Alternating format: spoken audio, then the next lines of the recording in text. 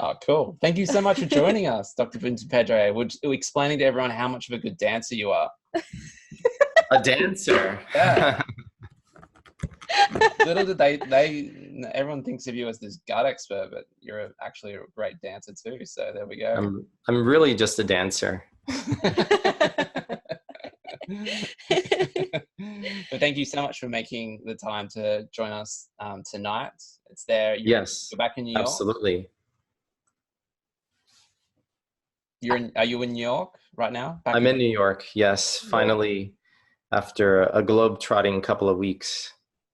Yeah. Awesome. That's nice. cool. It was fun to hang out with you in San Diego. So nice. As we get into it, Dr. Vincent Pedre is very experienced, has been dealing with gut issues for many, many years, and started with your own story. Really, I think it was through medical school. Is that correct?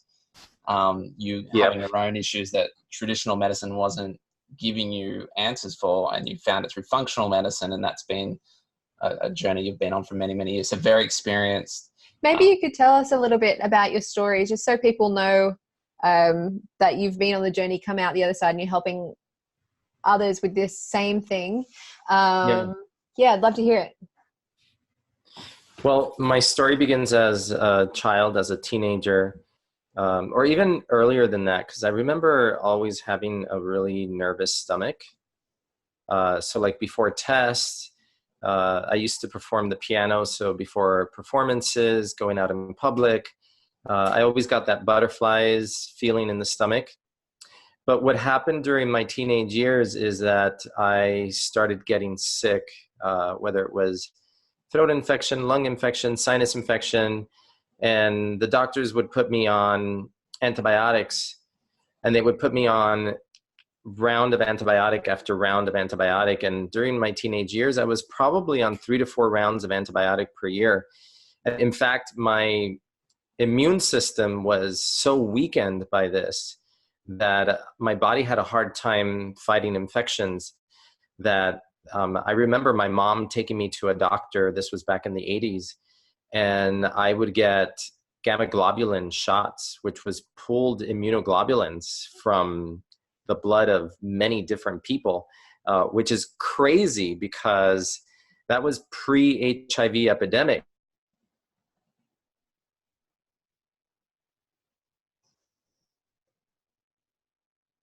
If you're still on the call, maybe type a 1 into the chat box. Yeah. Okay, good. Okay, we're back. Okay, cool. Yeah. But you could still hear me. So, I would get these gamma globulin shots and immediately I would feel better because suddenly I was given all this immunity that my body just wasn't producing for itself. And looking back now as a functional medicine practitioner, I can say that what happened was I developed a severe dysbiosis from overexposure to antibiotics. And for people who don't understand what dysbiosis is, it's basically an imbalance between good and bad bugs in the gut. And as a result, I developed what we call leaky gut syndrome, or increased intestinal permeability. And what that led to is a sensitivity to the top 2 food groups that made up the primary diet of a growing teenager in this country, probably any country, which was milkshakes and hamburgers, but lots of bread, pastries. I'm Cuban, so there was a lot of pastries. In fact, I went to a high school where you could order pastries at the lunch counter. And my grandmother, who loved me dearly, would bake me a cake almost every 2 weeks. So even more wheat and gluten, and the cake had dairy usually. So, and I remember eating lots of cereal in the morning with milk for breakfast and having ice cream for dessert after dinner. So I was doing all the wrong things and eating the top 2 food groups that I came to find out later on that I was sensitive to as a result from all the years of antibiotics, decimating my gut microbiome and developing leaky gut syndrome. Now, the good news is that I've done so much work since then. So I kind of think of myself as patient number 1 for me, because it was a lifelong journey to try to figure out, one, how could I hack my immune system so that I wouldn't get sick so easily? And my first aha moment happened when I was in medical school, and I had just accidentally stopped eating as much dairy. Like, it just wasn't as convenient, and it wasn't readily available. I was living on my own, and that wasn't my choice for breakfast anymore. And I noticed that I wasn't getting sick as often. So I started making an association, and this is going to a regular medical school where they're not really teaching nutrition. But I grew up in a household where my dad was obsessed with his eating. And even though we weren't, healthy eaters, my parents were, especially my dad, was striving to learn how to be a healthy eater. He just wasn't educated well enough. And, we still had a lot of processed foods in the house, but they were trying to encourage us to, to eat more vegetables and stuff.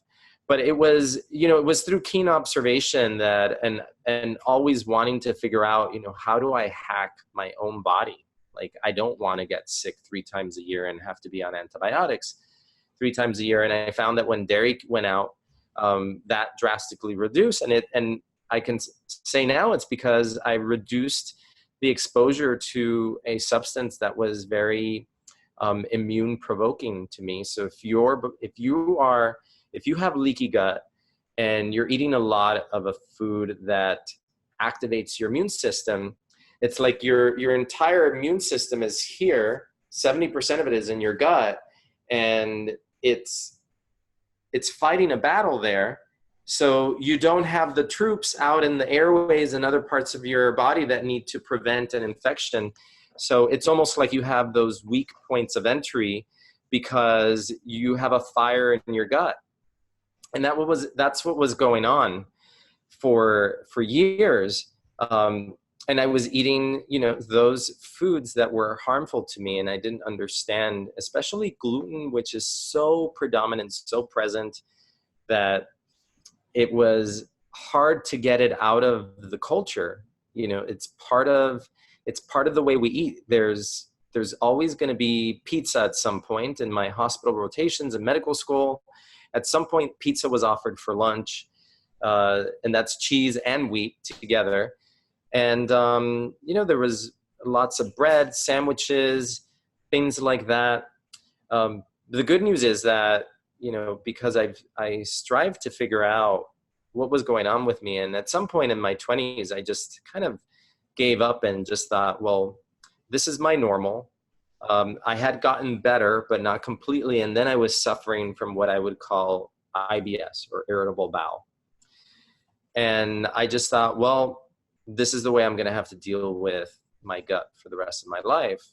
And it wasn't until, and I think there are a lot of people who can relate out there who think like, this is how my system operates.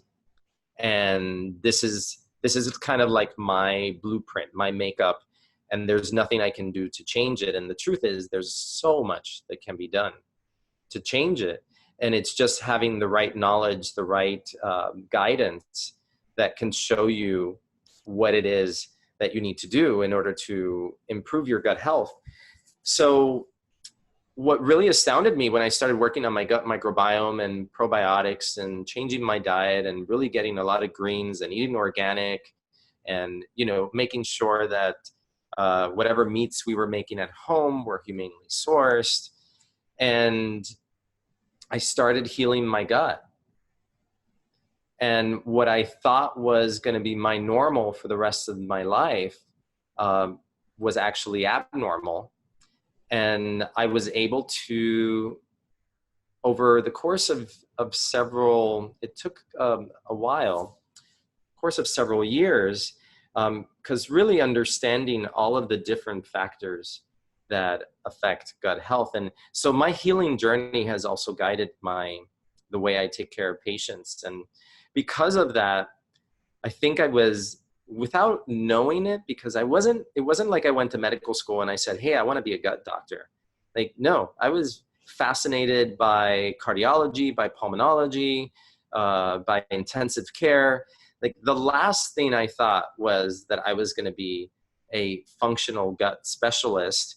And certainly not a gastroenterologist, because I didn't want to put tubes up people's rears. And so it's almost like I became this accidentally just by following my passion. And I just became fascinated with working with people and their gut health issues, because I was really working on resolving my own, changing my diet. I went gluten-free. I had been dairy-free. And actually now that I've healed my gut quite extensively, like I can have dairy. I don't have it year round, because I find that if I do, it still increases my chance of getting sick or spring allergies.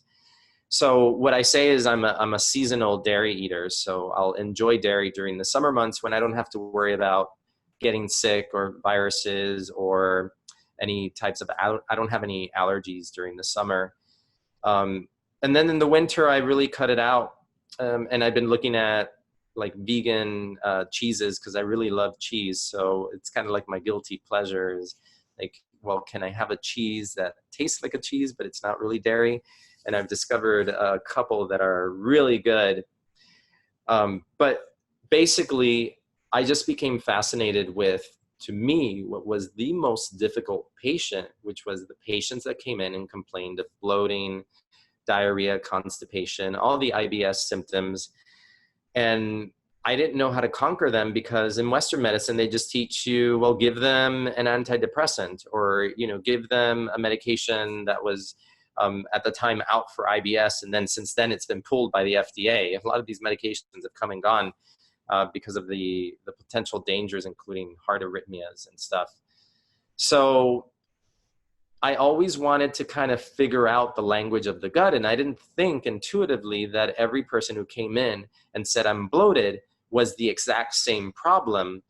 But when I didn't have the vocabulary, the language, and the sophistication to understand all the nuances, everybody seemed the same to me. And I was like, oh my God, like, how do I figure these cases out? But that was partly what really, because I've always been the type that leans into what I find challenging. And I like to kind of figure it out. It's almost like a puzzle piece. And that's kind of like what I think of each patient that comes in is kind of like a puzzle that you need to figure out.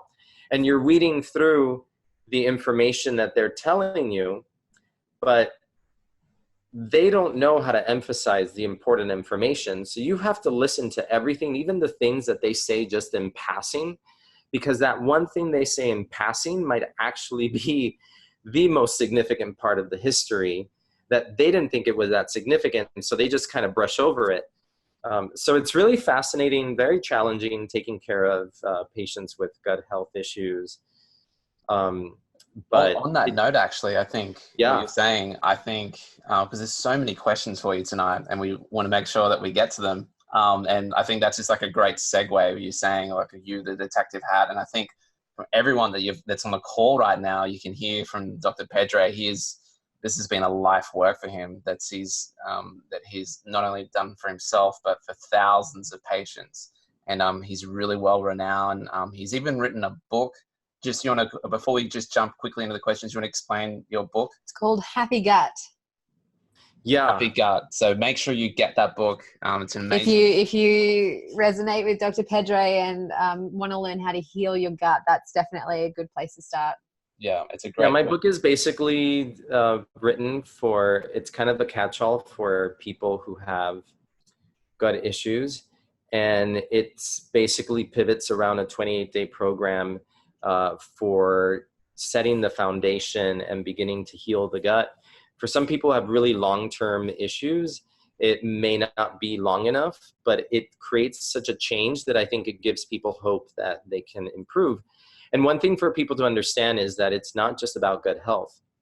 The gut is central to the body, and it's connected to so many other organ systems, the livers, the kidneys for cleansing, but also the gut-brain axis, and really so many interconnected diseases, including skin rashes, asthma, allergies, autoimmune disease, migraines, so many other conditions that you would think are not related to gut health, but are.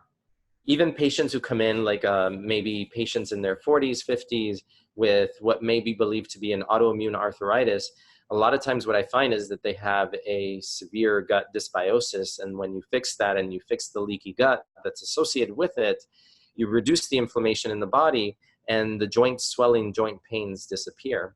And I've seen that in patients who had no gut complaints whatsoever. So I think a really important point for people to understand is that the gut is serving a key and central role in your health, regardless of the fact whether you have gut symptoms or not.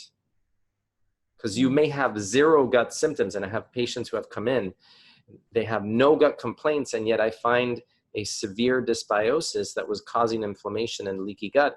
And I think it's just that some different people have different thresholds of feeling things in their body.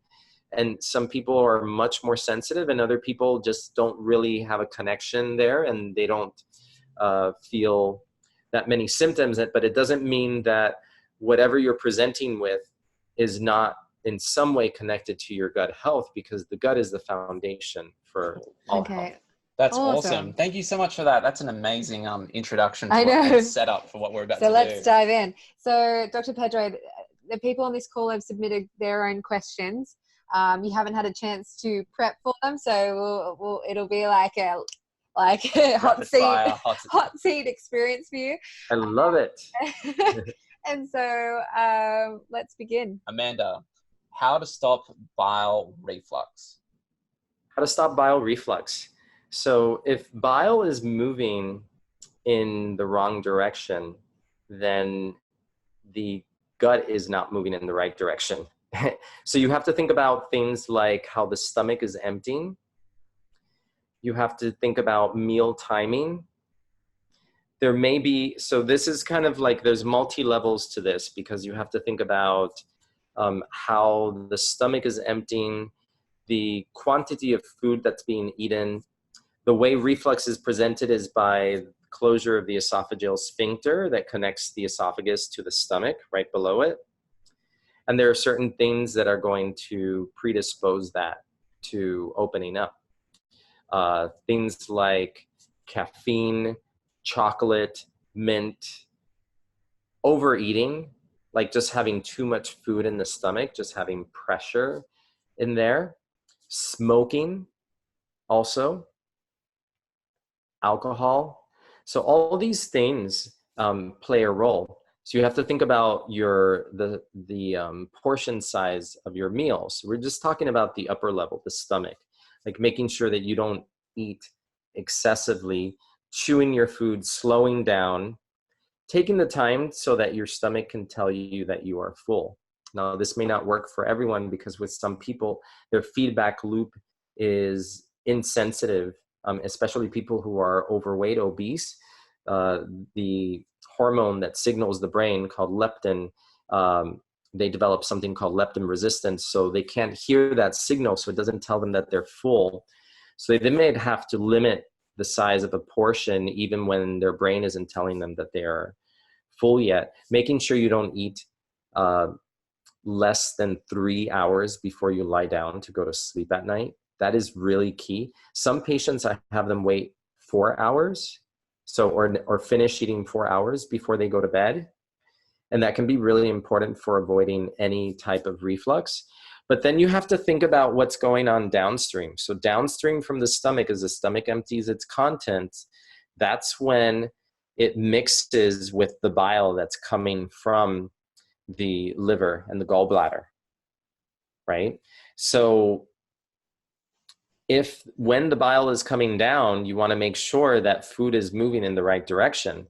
And a lot of people are eating in a stressed out fashion, or they have what we call vagal nerve malfunction. The vagus nerve, it's called vagus because it comes from the word vagos, or from Latin, which means lazy. And the reason is it's kind of like a long, lazy river. It's one of the longest nerves in the body, running down through the neck, and it innervates the entire intestines. And it also innervates a lot of the organs. One thing that it controls is enzyme secretion in the stomach, stimulates the pancreas. But the other thing that it does is it controls peristalsis, which is the rhythmic contractions of the small intestine. And a lot of people who suffer from constipation, and you're constipated if you're not going to the bathroom at least once a day and having a complete emptying. That's constipation. You know, some people, especially women, they tend to suffer more than men from constipation, and they think that going every 2 days is normal. Well, that's not normal. That's constipation. The more constipated that you get, the more likely that you're going to have too much pressure in your abdomen, and it's going to push, and you're going to have things like reflux happen. So there are things that you can do to reactivate the vagus nerve. And one of them is humming. So like when you're listening to music and humming along, because the vibration of the hum then stimulates the vagus nerve. You can also sing, but sing sort of like opera, like really raise the palate. Maybe you want to do that in the bathroom while you're showering and not in the presence. Or on a Zoom webinar. I love it. Yeah. And so that can stimulate the vagus nerve. Another way is to gargle with water. And I typically will have patients gargle several times a day. And ideally until you get a tear in the eye, because when you get a tear in the eye, that tells me that it's lit up even the pathways above the vagus. And so the vagus fired. So we're trying to get that vagus to function properly, because it's going to help stimulate movement down the GI tract. And that's probably I would say that vagal nerve malfunction is epidemic in our society because of how everybody lives in a rush, fight or flight. They're eating lunch at their desks and barely have time for things, rushing through meals. And you cannot digest your food well if you are not in a relaxed parasympathetic state. You know, the parasympathetic is the part of the nervous system that balances out that fight or flight, the sympathetic. Into what you might see physically on the face as a reflection of, as a window of what was going on inside the intestines. And the same thing with the tongue. The tongue is a window into the digestive system, and I do that a lot. I look at people's tongues. But rosacea could be associated with low stomach acid, for example. So a lot of people have reflux. They think that they have high stomach acid, but in fact, the majority of people who suffer from acid reflux actually are not producing enough stomach acid. So then you have things like yeast getting through, because the stomach acid is really there to protect us from the things that come through our food, bacteria and yeast. Yeast gets through and colonizes the gut, and that can cause all sorts of skin issues, including facial acne that I have seen improve just by treating someone with antifungals. But rosacea, interestingly, there's a correlation between rosacea and small intestinal bacterial overgrowth, or SIBO. I'm not saying that every rosacea is connected to that, but it seems like there's a strong connection. So anyone who has rosacea should really be looking at what is going on in their gut. Is there dysbiosis? Is there an H. pylori infection? Are they not producing enough stomach acid? And there can be other things that could be just dietary, like you have to look at what are you eating? Like, are you eating a lot of spicy foods? Are you eating a lot of peppers? Things that might be kind of inflammatory and aggravating to the skin, too much sugar as well. So anything that you see here in this triangle and here on the face, around here, around the mouth, this is all any type of rash. It's usually a reflection of what's happening actually internally. It's happening in the digestive system. And the unfortunate thing is that a lot of people go to doctors and they're treating from the top down rather than the bottom up. You know, and I kind of say in functional medicine, which is what I do, and I'm a functional gut expert, is that we look under the hood to look for the root cause of what we're seeing out in the surface. And that's what farmers do. That's what horticulturists, I don't know how to say that. That's what they do. When a plant is diseased, like if the leaves are diseased, you're not going to put a topical thing on the leaf to make the plant better. You're going to go down and you're going to look at the roots the root system, look at the soil, which the soil is like the microbiome. It's like the guts of the earth. And you're going to work on that to make the plant healthier. And I use that analogy because I think people can really understand that. And that's the same way is our digestive system is like the root system of our body. If we were a plant, the gut is your roots. So if you are sick and you're showing stuff on the surface, it's actually connected to what's going on in the interior. And that's what needs to be teased out and looked at, maybe through different types of tests and things. I love it. Dr. Pedre, would you be able to click on the Q&A box down the bottom? Because that's where most of the questions have gone in. And when we rebooted, we lost the questions, but they should be still available on your screen. See the Q&A box down the bottom? I got it. Yeah. So there is someone who said, Dr. Pedre just mentioned dairy. I love milk. I used to drink half a gallon every 2 days. This was too much protein and started affecting my kidneys. Is lactose-free milk okay for our guts? And the answer, Rebecca, is no, not necessarily. The problem with milk is not just the lactose. For a lot of people, it's two proteins. It's the whey, but primarily it's the casein. And unless you're from New Zealand, where the cows are A2 cows primarily, and the A2 just represents a type of mutation in the casein protein where there's just one amino acid difference.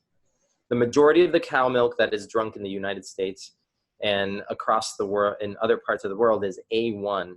And A1 cow milk has a different amino acid in a certain position in that casein protein that prevents our enzymes from breaking the protein in a way that then makes that protein very antigenic to our bodies. And antigenic meaning that it provokes the immune system, it can provoke allergies, it can cause inflammation, it goes to the brain and it gets metabolized into what we call casomorphins. They're morphine-like substances. So this is why we give kids a bottle of milk before bed. It makes you sleepy, and it's because it's being metabolized into casomorphins.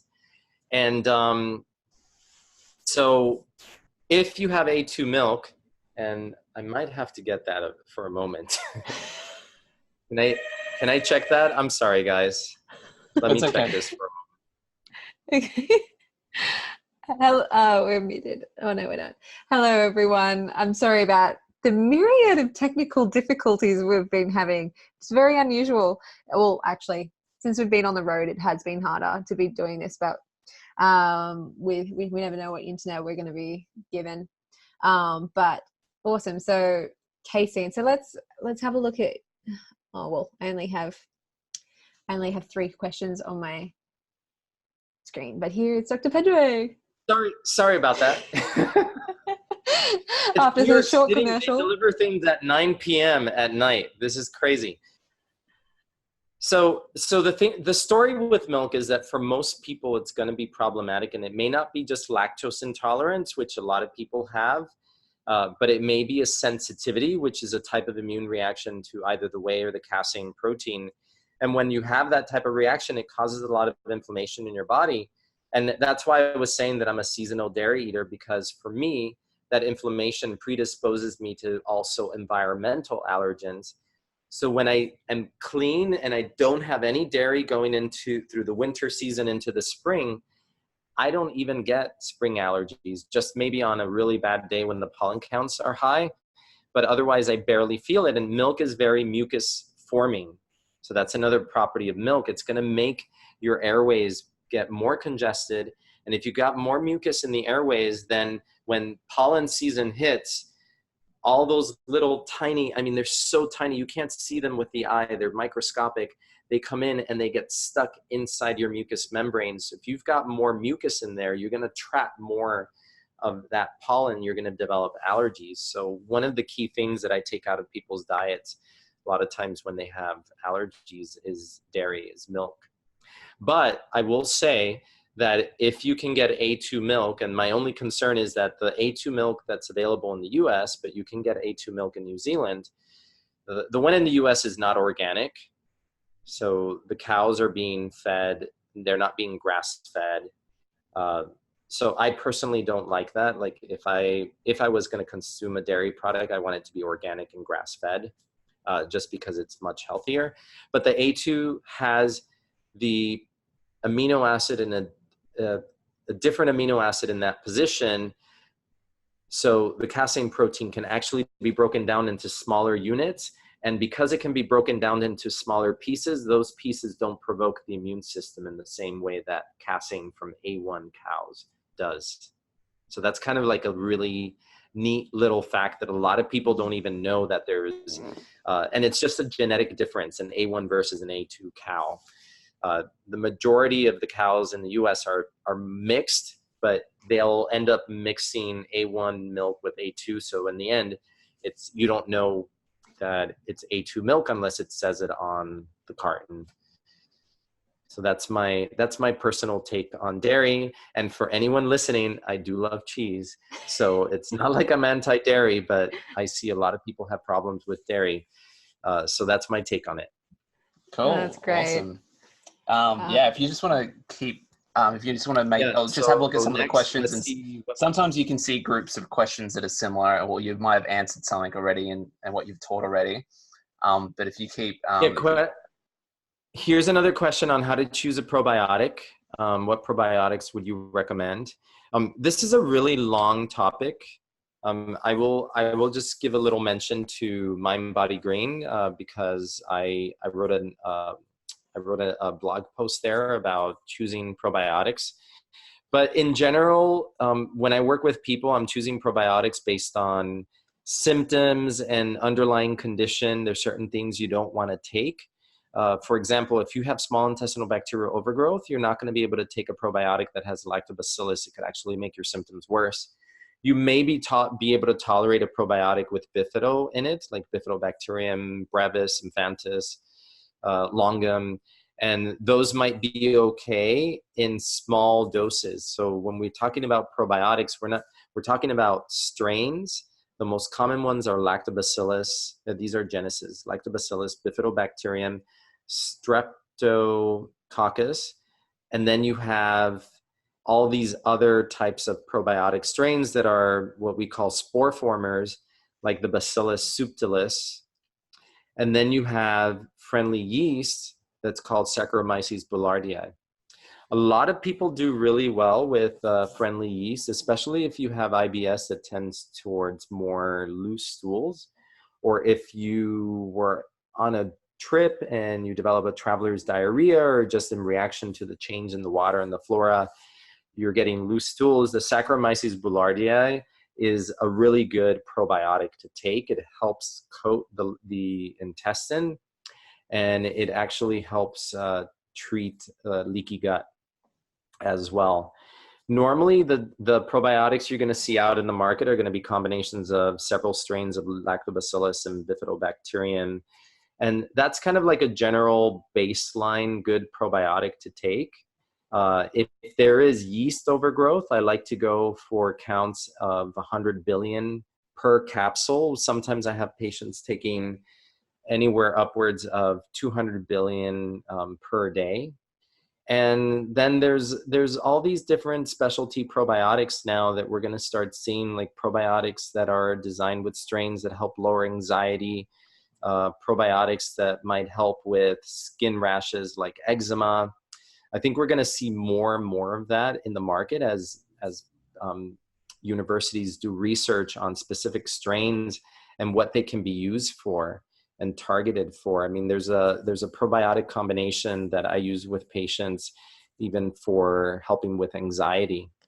And it seems to help, maybe not everyone, but because anxiety is a complex issue, but it is important to balance the gut for that. So those are kind of like some of the things to look out for, and whether probiotic is blister packed versus has to be refrigerated. If you're someone who travels a lot, then it's going to be impractical for you to buy a probiotic that needs to be refrigerated, and it's going to degrade if you carry it with you through travel and temperature changes and all. So it might be good to keep one like that at home, but when you travel, you carry a blister packed probiotic where each capsule is individually packed in a blister seal that protects it from oxygen so it doesn't degrade so quickly, and it can be at room temperature and be fine. So these are some of the really important considerations. And then some probiotics will have FOS, or fructooligosaccharides, or inulin, or chicory root. So they have some sort of prebiotic in there. And that also is really important because it's like food for your gut bacteria. And it's not just about putting in a probiotic, which is just a temporary resident of the gut, is to really feed those bacteria so that you can germinate and grow a healthy, diverse colony. There's no way that any probiotic can have every single bacteria that exists in your gut. There's 500 to maybe even 700 different species of bacteria in everybody's gut. But a probiotic at max maybe has 10 different strains. So just put that into perspective. Even that one capsule with 10 strains has less than 1% of the representation of the possible bacteria that live in your gut. So it's a really, really small amount. And it's even 100 billion, which sounds like a lot, is nothing in comparison to the 100 trillion organisms that live in your gut.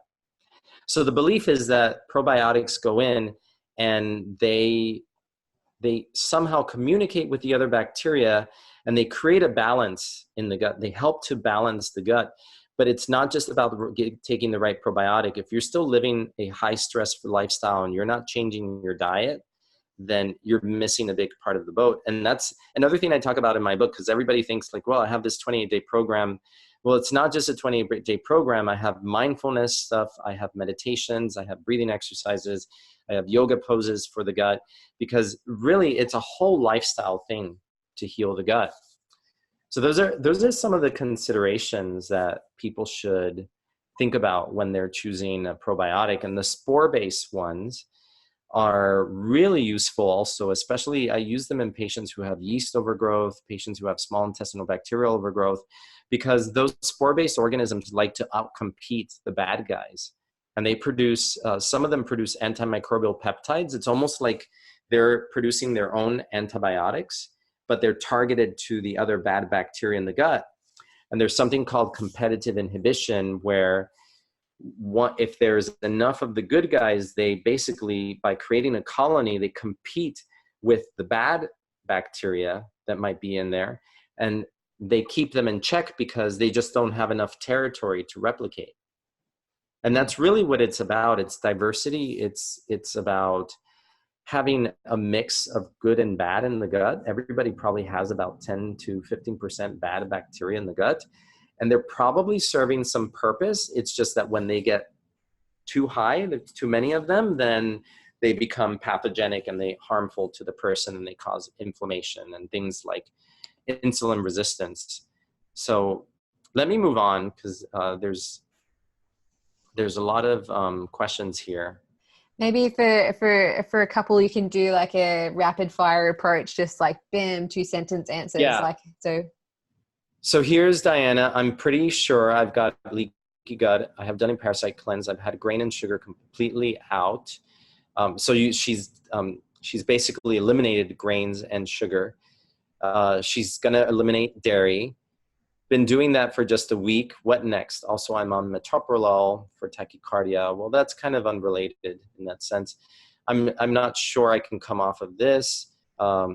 Will it keep me sick? Well, there are certain medications that do increase the permeability of the gut barrier and cause leaky gut. One of the biggest ones that women worldwide are taking are birth control pills.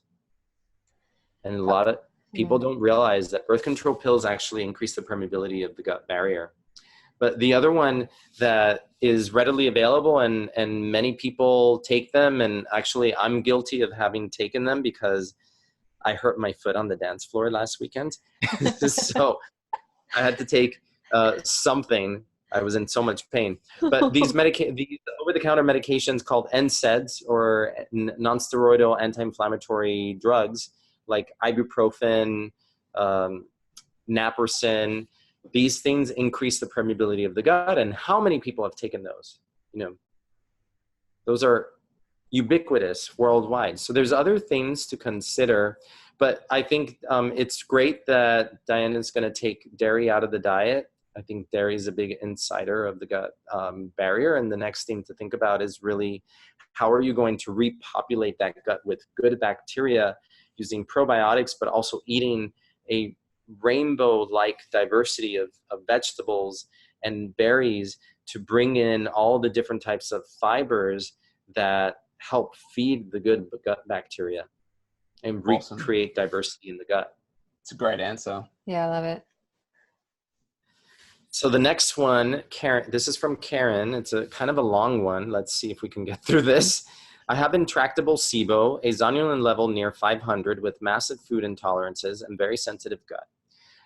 I don't know about the zonulin level because depending on how it's checked, it could be valid, but I know that there's labs that are now doing stool zonulin, blood zonulin, but these tests are not yet validated to say that what they are showing is actually what we think they're showing. But she has a very sensitive gut. Diet, meal spacing, and timing, exercise, sleep are excellent. Mostly I'm constipated, but when I get diarrhea, it's once a day. And I lose weight so quickly. It's a repeating pattern. Food intolerances grow worse each time. I get diarrhea and must eat simply. Have tested and treated underlying causes of SIBO, and soon will begin treatment for mycotoxins and parasites. Meanwhile, anything I can do to heal my gut. It sounds to me that, like we were talking about Saccharomyces boulardii as a probiotic might be a good idea with the diarrhea. When someone has SIBO, intractable SIBO, I think to myself that they have inadequate stomach acid. They're not digesting their food properly.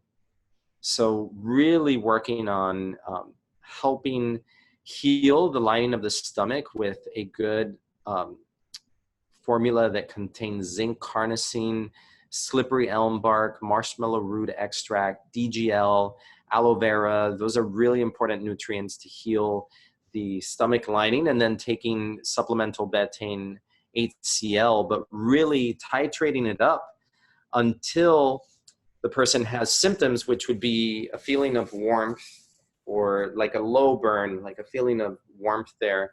And that tells you what your ceiling is. And then you go down from that. So if you hit that at 6 capsules, then you go down to 5 with every meal. Eventually that gets better, and then you'd only need 4, and eventually 3, eventually 2. But this is a process that could take months. So with someone who has what supposedly intractable SIBO, one thing is, and it sounds like you've been on a long journey, Karen, so I know that that's really tough. But the other thing to consider is that SIBO may be SIMO, small intestinal microbial overgrowth, and that underlying the SIBO could be a yeast overgrowth, or SIFO, small intestinal fungal overgrowth. So I think SIBO can be much more complicated. And underlying every single patient that has SIBO, what I find is some sort of traumatic event. It could be some provocative event like a traveler's diarrhea, but for a lot of people who develop SIBO, it's some personal, dramatic, emotional event that then stuns their gut. They lose their peristalsis, so they're not moving things down properly, and then they develop SIBO. And when you're under a lot of stress, you lose your stomach acid production. And like I was explaining before, stomach acid is really important for protecting you from yeast getting into your gut. Like there's always going to be a little bit of yeast, but you don't want to be colonized by yeast. And if you lose your stomach acid, or you're taking an acid reflux medication like a proton pump inhibitor, which again, this is some of the most widely prescribed medications worldwide, we are creating epidemics of gut disease through these medications. So hopefully that helps. And really going back to what we talked about, like the vagal nerve stimulation, the gargling, like really getting a person who has SIBO, their gut is not moving properly. So you need to dial that down. You need to get the stomach acid working properly. And you need to make sure that you're not colonized by yeast. It's great. I want to make a point, and it's really important. I think that we need to hear another demonstration of a vagal tone singing, please. Of an operatic singing. Oh, Yes, it's such a good sport. I love it. my secret desire was, so I grew up playing piano. And when I went to college, my secret desire was to be part of an a cappella group. And I was taking voice lessons actually, and I was getting really good at my range, but I was still kind of shy and awkward. And I think to get into an a cappella group, you had to have more of a personality. So I kind of bombed my audition for the a cappella Oh, group that I really wanted to Oh get man. into. And unfortunately, I was not used to failure. So that one failure, I was like, okay, I'm not trying this again because I don't want to. I don't want to feel failure. I mean, up to that point, I had been like a straight A student, and everything was easy. And then suddenly, I'm like, oh my god, this is so difficult. Like, and I was kind of like the awkward nerd. So to get into an a cappella popular group was not up my alley. But if it were me now, I would probably have gone back to my voice teacher and been like I'm going to go back and get better. And I'm going to get in the a cappella group that I want to get into. So, I mean, uh, anyway. no, I mean, there's close to 100 people here on this call that I'm sure would listen to you sing a cappella, Dr. Pedro. And I think I could tell For that another time. well, you're being silly in your a cappella, but I was like, I think he actually can sing. I'm a singer, and I'm like, you have secret talents that you're not telling me about. Anyway. I do have tone. I do have tone. So I can sing in tune, I don't go off tune. Okay, good. Right. Do you have time for one more question? Yeah, let's go. Let me see, because this is a really long one. Yeah. So let's see if this is a good one. So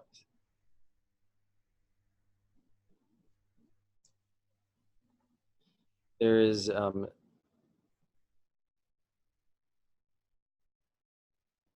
okay, this one might be, let's see. Let's see what else we have that's more gut.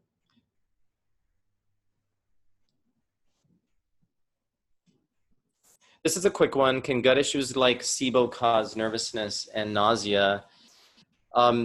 Yeah, I mean, when you have a dysbiosis, and SIBO is a type of dysbiosis, basically, you can have an overgrowth of bacteria that actually increase the perception of anxiety in the brain, and you can get some metabolic byproducts that even if you have a dysbiosis, even without SIBO, you can get more anxiety and irritability.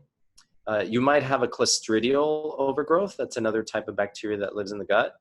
And that can produce a metabolite that's a co-metabolite produced between a bacterial metabolite that then gets metabolized by the body into something called HPA. And when that goes to the brain, it interferes with dopamine metabolism and it increases anxiety.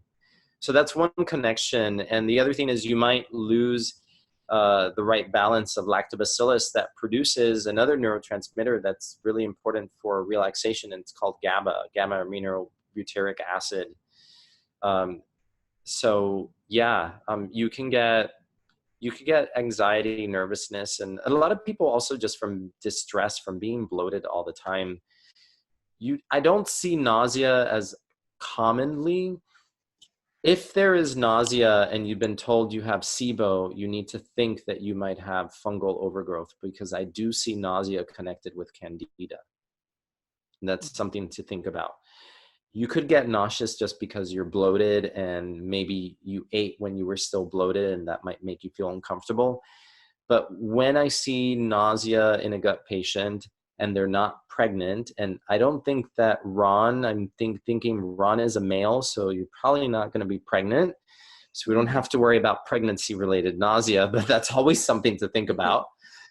But those are kind of like the quick fire things. What antifungal treatment do you use to treat fungus, to treat candida, yeast overgrowth? Because honestly, I know everybody talks about candida, but not every yeast in the gut is candida. There's other strains of yeast that I have found in people that can be problematic. And in fact, there are researchers who theorize that underlying Crohn's disease, which is an inflammatory bowel disease, that yeast is part of the issue.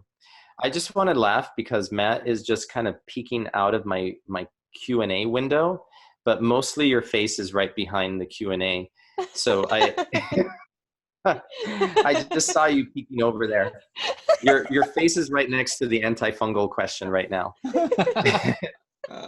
So the question is, okay, what antifungals do I use? I like to use a lot of herbals. So I'll use things like oregano oil. I'll use berberine. I'll use pau de arco. I like using some other essential oils as well. And those can be quite powerful for defeating yeast in the gut. But if someone has severe yeast colonization, a lot of times I like to go in there and just kind of clear the field with a prescription antifungal. One of the ones I use very commonly is called nystatin. That can only be gotten, you can only get that through a doctor by a prescription, unless you're like in Mexico, and I think you can get everything over the counter over there. But it's really great because the one consideration with prescription antifungals is that it does metabolize, they do metabolize through the liver, and anything that metabolizes through the liver, especially the antifungals, which can upregulate or downregulate certain liver enzymes, they can cause drug-to-drug interactions. So you have to be really careful with that. And they can cause liver inflammation. But nystatin doesn't get absorbed into the body. It stays in the gut. So you don't have to worry about liver toxicity with nystatin. So that's one of my early go-tos with people. And sometimes I also, on top of the nystatin, I like to do, with gut patients, I do a lot of stacked treatments. So I'll do one treatment and then stack another one on top of that. And the other one that I use is fluconazole, which is diflucan. It's a stronger antifungal. A lot of women will take it for yeast infections. But that's used in a yeast infection, it's usually used as a one-time treatment. And what I do is I pulse the fluconazole. So I'll give it once, 3 times per week. So I'm getting some of the fluconazole effect. And actually, when you put fluconazole with nystatin, you're getting a synergistic antifungal effect. They're working on different parts of being able to kill the yeast organism. And if the yeast has already crossed the gut barrier into what I call the neutral zone, in science talk, it's the lamina propria. It's on the other side of the gut lining. So it's on the inside of the gut lining. And if yeast gets into there, then it's causing a lot of inflammation. We're getting toxins, mycotoxins into the body. The nystatin isn't gonna get that, but the fluconazole will cross that barrier and it can kill that yeast that's gotten through the barrier. And that's something to consider with patients who have chronic yeast issues. Should I answer one more question? Sure. Let's see. We got a quick one. Is unsweetened almond milk okay for the gut? This is a thing. So I saw a study where they did, and it wasn't a huge cohort, but it was, I believe, over 200 people, and they tested their reaction to all different types of milk. And you can guess that the highest reaction, I'm going to ask you, let me quiz Sarah and Matt, like the highest reaction that people got was to what type of milk? Cow's milk. Rice milk. Rice milk, that's being silly. What did you say? Matt said rice you got to milk peek. because he's being silly. No. But I bring it up because interestingly, you would have thought that the nut milks would have been at the bottom of the list. And they even tested human breast milk as a control. And if you can imagine, breast milk was the lowest reactor. So very few people had reaction to that. The highest was cow's milk. But somewhere in between were the nut milks. So they weren't completely down at the bottom. So some people may have a reaction to almond milk. But the other thing, it gets more complicated because a lot of the almond milks that are over the counter are made with other fillers. They have guar gum, they have lecithin. Thank God the food industry listened and they took carrageenan out, because carrageenan has been shown in research to actually cause inflammation of the gut lining and IBS in a rat model. So thankfully that's been taken out and you don't see a lot of carrageenan, but if you are buying whipped cream, you have to be careful because They do put carrageenan in whipped creams, and I have seen it also in the creamers, even some of the nut creamers, the coconut creamers. So you have to really be keen and read labels. Ideally, you make your own almond milk at home or your own cashew milk, and you strain it. You follow, I mean, there's a recipe in Happy Gut, but it's so easy. You can find a recipe online on how to make your own nut milk. But so here's part 2 of the quiz. Guess which animal-derived milk is the second least reactive to humans? Monkey. No, goat.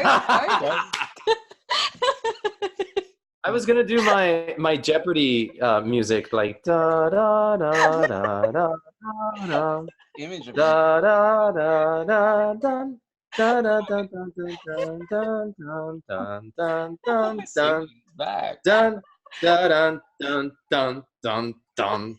Matt, do you have an answer? Goats. Goat milk. Oh, that's close. That's close. You know why? Because goat milk is more similar to human milk. It's A2. But it's not goat milk. It's the one that is the most similar to human milk is camel milk. No way. Camel milk. And camel milk is actually been studied and looked at, especially in the autism community, as a way to heal food allergies and food reactions. And they find that giving camel milk to these kids actually starts to heal from all the growth factors in the camel milk. And because it's so similar to human milk, that it starts to heal the gut lining. So, hey, there is a tidbit that I bet a lot of people don't know, is that camel milk is the second least reactive after human breast milk. And nut milk is not necessarily good for everyone, and you have to kind of listen to your body. If you're drinking almond milk and you feel kind of funny afterwards, you have to run to the bathroom, or you feel bloated, you have to consider that maybe it's not the right type of milk for you, or it could be the manufacturer. You know, now there's some companies that are producing nut milks that only have 2 or 3 ingredients, the nut and filtered water, and that's it. So there are now ways to find nut milks that have minimal preservatives, minimal processing. They don't have the guar gum or the gellan gum or the sunflower lecithin. And those are things you have to think about, because people think, well, I'm drinking almond milk, and they're not thinking, well, you're also drinking all the other inert ingredients that they put in there to give it the consistency of milk. But you could react to any of those. We could react to any food additive. So that's really interesting. Thanks for sharing that. But yeah, that's the first I've heard of it. Yeah. I mean, I was pretty close with my monkey, my monkey my guess. No. Have you ever, that was pretty funny actually, monkey milk. Have you ever flown, have you guys flown to Japan? Yes. So did you see at the airport in Japan, they had these giant pictures of camels, and it had a big, you know, like no sign over it, like no camel milk allowed in Japan. Like you cannot import camel milk into Japan.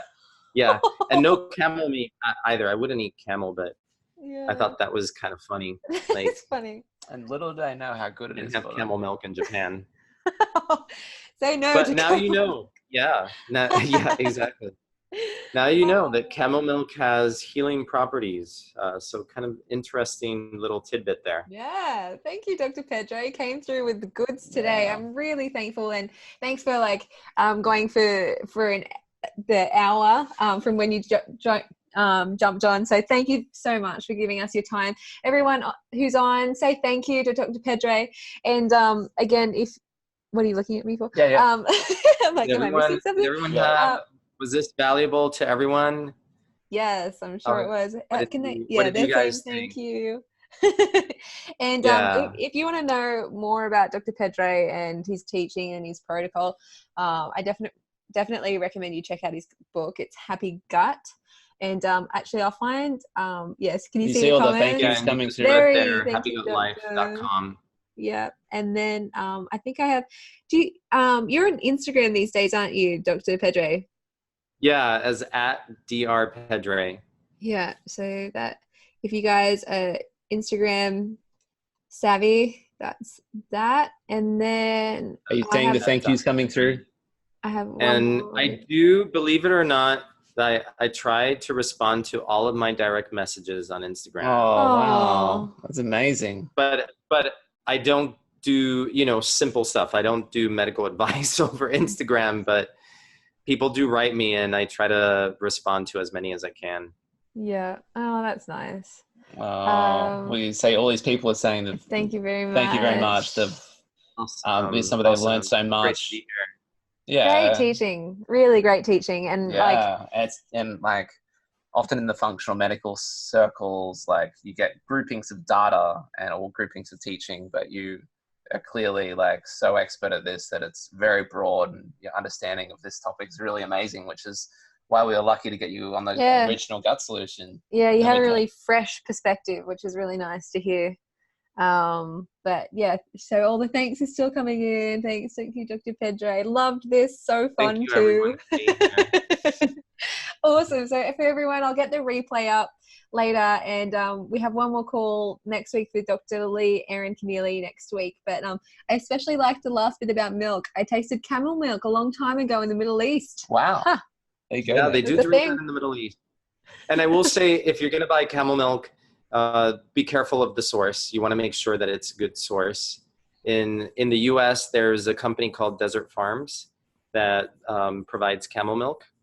Wow. You have to be really careful, because if it's not being processed properly, it could develop bacteria, and then you could get sick from it. So yeah, good to know. You have to be careful. Really research something like that if you want to try camel milk. Like, get it from a reputable place. And if you missed your question this week, make sure we had a few technical issues, so we apologize for that. But reach out to support, and we can put that on the next week's webinar. If you haven't had a question answered tonight, which we always get an overload that you haven't had a question answered yet. So but we thank you so much, Dr. Pedre. Yeah, you're the best. Speaking to us all the way from New York. Yeah. Next time I'll do a little performance for you. Yeah. At least give him a follow on Instagram, and direct message him and just say, please go back to a cappella and keep singing. Yeah. That's what your next Facebook, your next Instagram that might be like post. That could be a future dream. Maybe I haven't given it up completely. It can be the happy gut in song. You can just sing your entire book. Yeah. So much gut dysbiosis. Like, my gut is healed because I'm tired of hearing you sing.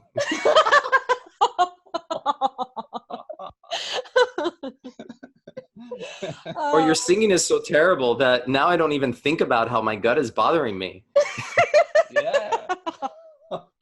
No. Well, Mary's suggesting you go on America's Got Talent. So I think maybe as a pianist. Oh God, that would be so embarrassing. All right, everyone. Thank you. We love you all so much. Thank you so much, Dr. Pedre. And we can't wait to hang with you again, have some laughs, and dance the night away. And hope your foot gets better really soon. Absolutely. Thanks, guys. Thank you again. Goodbye, everyone. Bye.